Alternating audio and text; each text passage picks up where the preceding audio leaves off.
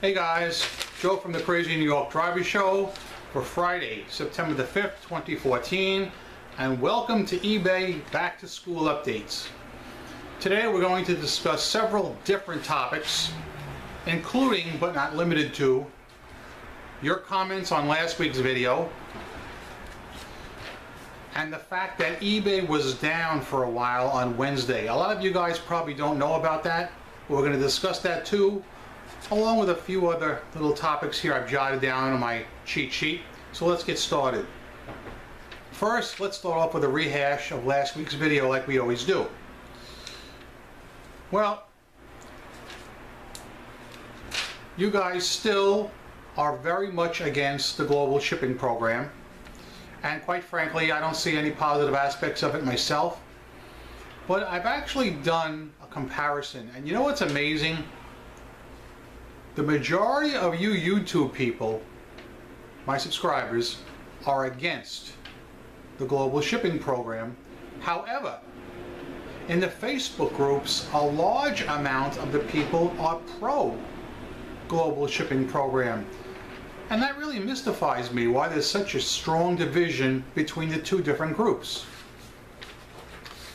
I don't know if it has to do with the exact items or the size of the items, you know, the weight, the dimensions, but the Facebook people really love the global shipping program, and the YouTubers not so much. So what I say, like I always say, guys, do what works for you. I keep telling you that I'm thinking about opening the doors to shipping to Canada through myself, through the post office. It's something I would like to do. I still haven't done it yet, but I would like to try that out to see how it works. I think it'll be alright as long as I'm running the show and I'm not in the GSP. Alright, well, also I put up a couple of New York City videos recently. I don't know if any of you guys watched them.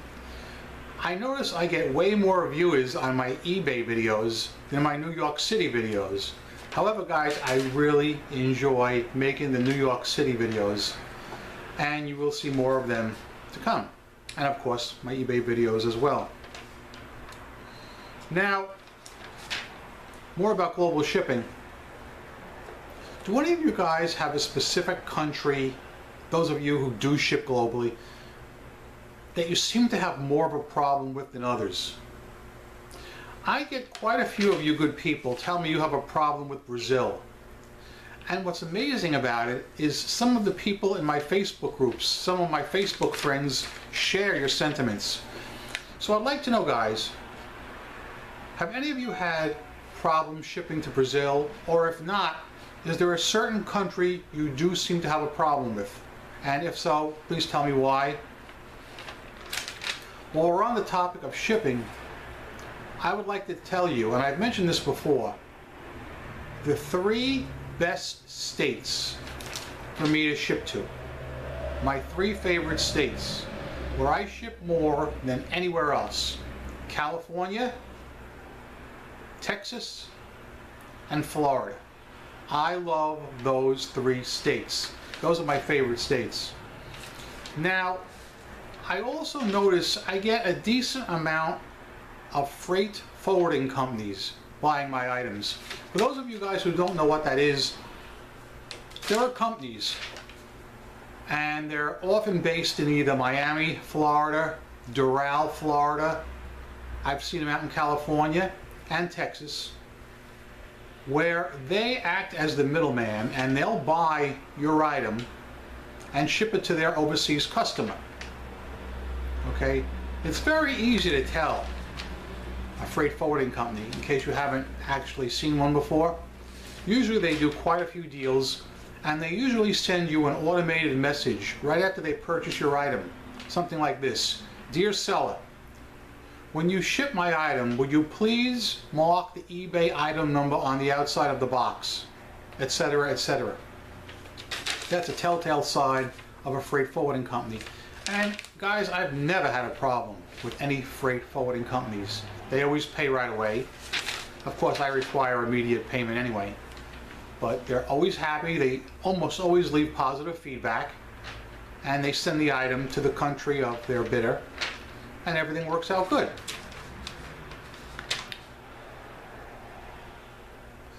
I'd also like to give a shout out to one of my subscribers who was leaving a lot of comments in last week's video, and he actually had quite a few good stories of his own. Blue Llama Pilot eBay store. Guy, I read a lot of your comments and they were pretty cool. I love when you guys write in about your real life experiences. Whether it's positive or negative, it's something we can all learn from. So I invite all of you to share your eBay experiences. Now earlier in the video, I said eBay was down on Wednesday, and it was. So here's what happened for those of you guys who don't know, because depending where you live, the effects of the outage vary greatly. So I guess it was Wednesday afternoon at around maybe 2:30, I decided to list an item. Alright, I signed on, I'm listing my item, and I went to upload pictures using the new and really quick uploader, and I kept getting error messages, which was weird, because that new uploader, man, that is a honey to use. So, on a hunch, I went back to what they call the classic uploader, the one that takes longer to use, and I tried that, and the pictures uploaded fine. Alright, so I listed a couple of items, and I jumped onto Facebook to see if anybody else was having problems uploading pictures. And lo and behold, some people in the groups were going crazy, because some of them were receiving error messages from eBay saying that their password was incorrect. What I'm saying is they would sign on to eBay and they'd type the password and they'd get an error message saying that password is not valid. So they thought their account was hacked, and that's understandable. So they're on the Facebook groups posting that they think their account was hacked and they don't know what to do.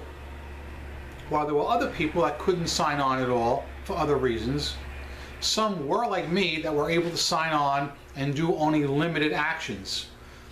But when I took a poll from everybody in the area, it seemed as I was one of the least affected of anybody. And this time eBay put up a message right away in their announcement board area saying there were some glitches and it varied depending on where you live, and they were working on resolving them.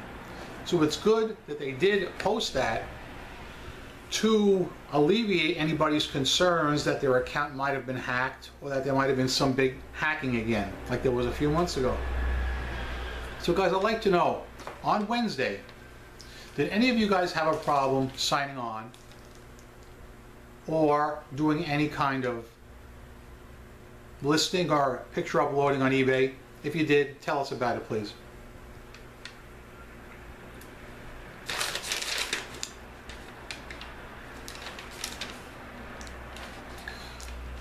I've come upon a very interesting topic involving the eBay mobile app. And I have to thank one of you guys for cluing me into this. Remember last week we were talking about our mobile apps and what percentage of our sales came from eBay mobile, and I told you mine is 21%.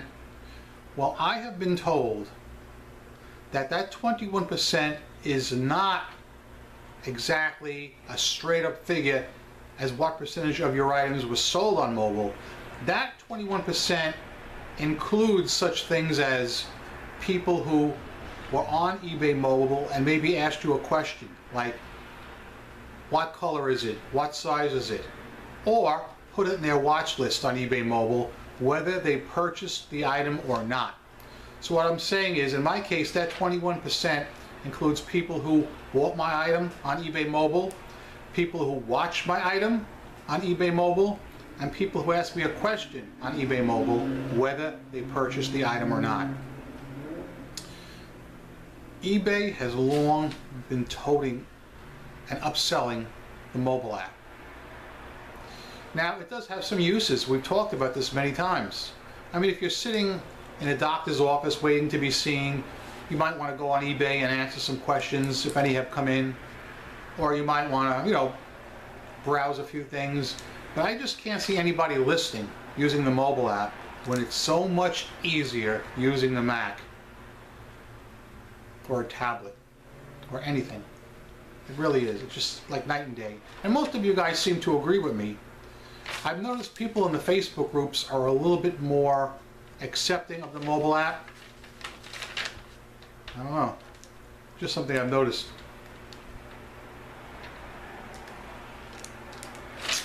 China sellers. Most of you guys have weighed in with me that we are really being hurt by the influx of China sellers and how eBay is bending over to cater to them. It's sad, and the quality is just not there. A few of you guys posted that what really pisses you off is that they try and represent their item as an original, and the quality when you get it is not even half of what an original is. And I definitely agree with you guys. I've told you about it with caps. It's very big with the Taiwanese hubcaps. Quality is horrible. And you know, selling them is acceptable. They can sell them, but when they represent them as factory, like let's say you do a query right now, Cadillac hubcaps. You're going to get pages and pages of that aftermarket garbage, and I think that's wrong. Literally, I think it's against the law. All right? I've said this months ago. When you type in a query, it doesn't matter whether it's an eBay Motors or Rolex watches, there should be 2 tabs. Genuine factory item would be one. The second tab would be aftermarket, copy, fugazi, whatever name you want to call it. Because there are some people that want the cheaper quality stuff. And okay, that's fine, that's their business. But let the buyers know what they're getting and give them a choice. I want to see the button that says genuine factory item or cheaper copy. Or you could even have a third item that says both. But me, I'd be clicking the genuine article every time. That's something eBay has never moved to rectify, and I can't see why they don't, because no one's going to get hurt. If anything, it will help the buyers from being scammed. And you know eBay is buyer friendly. We all agree on that. So I beseech you, eBay, I beseech you, in every category, give the buyers an option, whether they want a genuine factory item or a cheap clone. This way it's in black and white, and there are no repercussions with somebody receiving a counterfeit item when he thought he was getting the genuine thing. Okay?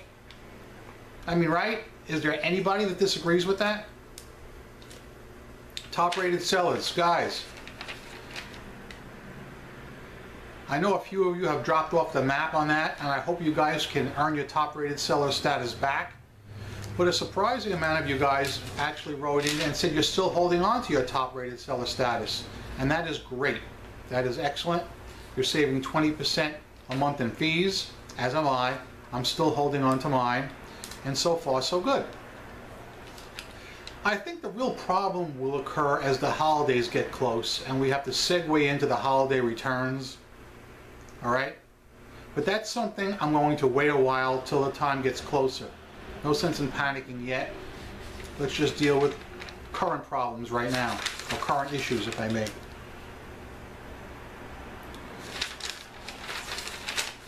I've had several people write to me, and quite a few calls. In fact, you know what? Let me segue for a second.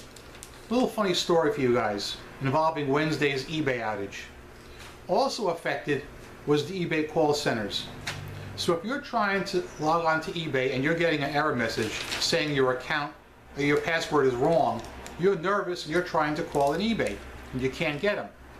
Well, do you know I had at least 3 or 4 people call me on Wednesday worried to death they couldn't get on eBay. And the thing that I thought was funny was that the eBay call center was down, but Crazy New York Drivers Center was up and running. I mean, it's funny in a way. It's almost ironic. But I'd like to say what I was starting to say earlier. Several people wrote into me and told me that they had escalated cases to eBay recently and the cases were found in their favor. I think that's very noteworthy. I'm referring to cases where the buyer obviously did not read the item. For instance, I've told you about how people will do a buy it now on one of my items and they will then pay for it. I'll ship it to them, they'll get it, and they'll open a snag case or other case and say, I didn't realize it was for one, I thought I was getting all four. Well, that's an open and shut case of where the buyer was wrong. So those are cases I'm going to be fighting from now on, because these people that can't read need to be schooled. I mean, after all, school is back in session, right? I don't mind if a person makes an honest mistake and says, listen, I bought the wrong size, could I exchange it? Well, that's fine, because things happen. But when you see one item in the picture and it says one, and the quantity field says one, well, the chances are it's going to be one, right? Luckily, many of you guys have not had that problem, because I think most of you don't sell in the quantity listings, but a lot of you do list with buy it now or with fixed item. I have been a big fan of the fixed price listing for a long time, over 2 years, all right? I started off with auctions only, then I went to fixed price, then I went to fixed price with immediate payment 2 years ago. That was the smartest move I ever did. And I actually had to do it because the scammer was out in force. Freaking animal.